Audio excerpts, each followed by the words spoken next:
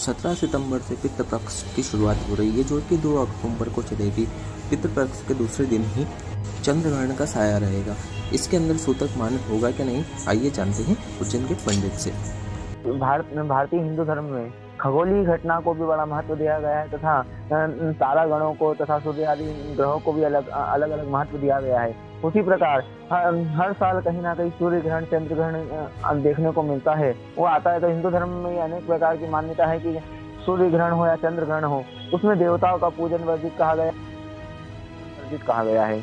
इसी समय ऐसा ही योग बन रहा है कि श्राद्ध पक्ष प्रारंभ हो रहे हैं, जो कि 17 सितंबर से प्रारंभ हो रहे हैं। चंद्रग्रहण श्राद्ध पक्ष की प्रतिपदा 18 सितंबर को आ रहा है।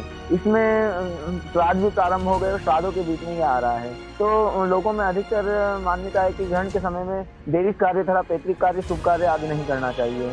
तो उसी समय यह ग्रहण का अगर समय देखें, मान्यता के अनुसार माने कि जहाँ पर ग्रहण दृश्य होता है वहाँ पर उसका सूतक माना जाता है, किया जाता है। परंतु कुछ लोग कहते हैं कि यह पृथ्वी एक है, चंद्र एक है, तो उसी प्रकार कोई पृथ्वी पर मान्य होना चाहिए। तो इसी प्रकार इस मान्यता को देखते हुए अगर पितृपक्ष में हम तर्पण करते हैं, दान करते हैं, श्राद्ध पक्ष में श्राद्ध आदि डालते हैं, तो इसका चंद्र ग्रहण है। चंद्र ग्रहण का समय बताया गया है। चंद्र ग्रहण का समय 6 बजे से लेकर के 10 बजे तक रहेगा। इस प्रकार इस समय अगर पितृकार तर्पण कार्य अगर कर रहे हैं, श्राद्ध कार्य धूप आदि कर रहे हैं, तो यह समय को त्याग कर करके जब चंद्र ग्रहण का मोक्ष काल हो जाए, उसके पश्चात पितृदेवताओं के लिए तर्पण करे तथा उनको नैवेद्य भोग आदि श्राद्ध जो भी करना है, धूप आदि देना है, वो कार्य अपन पितरों का करे तो पितृ की प्रसन्नता रहेगी। और श्राद्ध में जो चंद्र ग्रहण आ रहा है, इसका भी देखने को लोगों के लिए अलग अलग मान्यता भी कही गई है। कोई लोग कहेगा कि बड़ा अच्छा शुभ संकेत है, तो कोई अनिष्ट बताएंगे।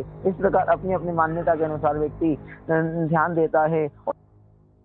अलग मान्यता इस ग्रहण के बारे में देखने को मिलती है। ये भारत में दृश्य होगा कि नहीं? ये चंद्र ग्रहण भारत में दृश्य नहीं होगा, अन्य क्षेत्रों में दृश्य रहेगा।